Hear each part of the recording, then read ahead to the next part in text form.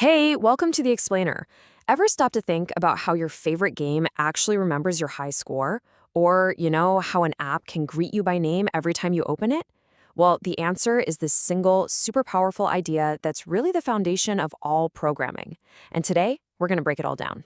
I mean, seriously, think about it. We see this stuff every day. A game saves your progress, an app remembers who you are. So, how does that even work? How can a computer actually remember a piece of information? Well, it all comes down to how programs handle data. They've got to have a way to store information and then grab it again later, almost like creating a little short-term memory for themselves to work with. And that is where variables come in. That's the secret sauce. A variable is just the tool a programmer uses to say, hey, computer, hold on to this piece of information for me. I'm going to need it later. It's such a simple name for an incredibly powerful concept. So what exactly is a variable? The absolute best way to wrap your head around it is with a simple analogy. Just think of a variable as a labeled box. Okay, so if we get technical for just a second, a variable is just a named storage location in the computer's memory. It's basically a placeholder for a piece of information that your program can use and, more importantly, change. But really, let's just stick with that box analogy. It's perfect. Picture a simple storage box. You can put things in it, you can take things out of it, and you can peek inside to see what's there. That's it. That's all a variable really is. So whenever you use one of these boxes, it really boils down to three super simple steps. First, you give the box a name. You label it, maybe high score. Second, you decide what type of stuff can go in it, like this box can only hold numbers. And third, you actually put something inside the box, the value, like the number 10,000. Name, type, and value. That's the whole game. And this is pretty much how programmers picture it in their heads. This is called a state diagram. On the left, you've got the variable's name, our box's label. On the right, you've got the value that's currently inside. And that arrow just shows that the name points to whatever value it's holding in memory right now. Okay, so analogy time is over. What does this whole labeled box idea look like when you're actually writing code? Let's take a look using the C programming language, which is awesome for seeing these fundamentals in action. The very first thing you do in code is something called declaration. This line right here, int score, is you, the programmer, telling the computer, hey, I need a new box. Go ahead and set aside a spot in memory for me. Let's break that little line of code down.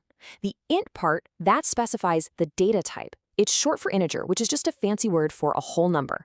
And the score part, well, that's the name we're giving our box. So now the computer knows we've got a box named score, and it's built to hold whole numbers. Next up is initialization. This is where we actually put a value inside the box. Now, in programming, that single equal sign doesn't mean is equal to. It's called the assignment operator. It means take the thing on the right and put it into the box on the left. So we're assigning the value 100 to our score box. And this is why it's called a variable, because the value can vary or change. We could put a new score in there later.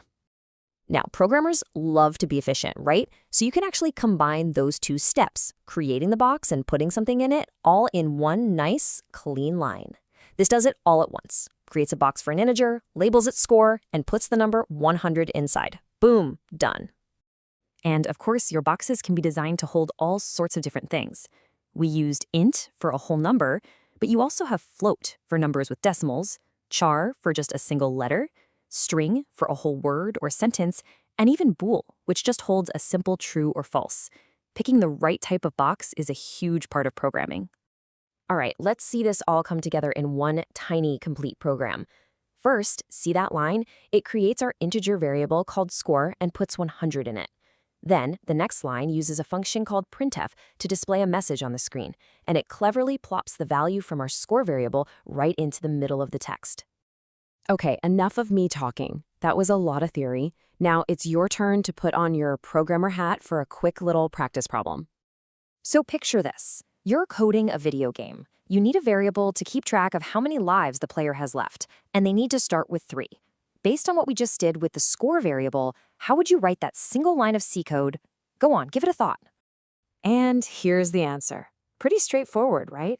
Since the number of lives is a whole number, we use the int data type.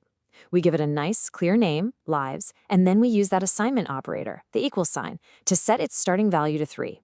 Simple as that. All right, let's do a super quick recap of the key blueprint for using any variable. It really always comes down to these three things. You declare it, that creates the container. You specify its data type to decide what kind of stuff it can hold, and you initialize it by giving it a starting value. Declare, type, initialize. That's the mantra. You know, this quote really hits the nail on the head.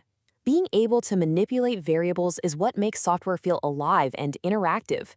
It's what separates a static, boring document from a dynamic program that can react to you. And that kind of leads us to our final question to leave you with. Storing one score in one variable is great, but what if you needed to store the scores for 1,000 players or 1,000,000? The answer to that question leads to the next huge topic in programming. But that's a story for another day. Thanks for watching.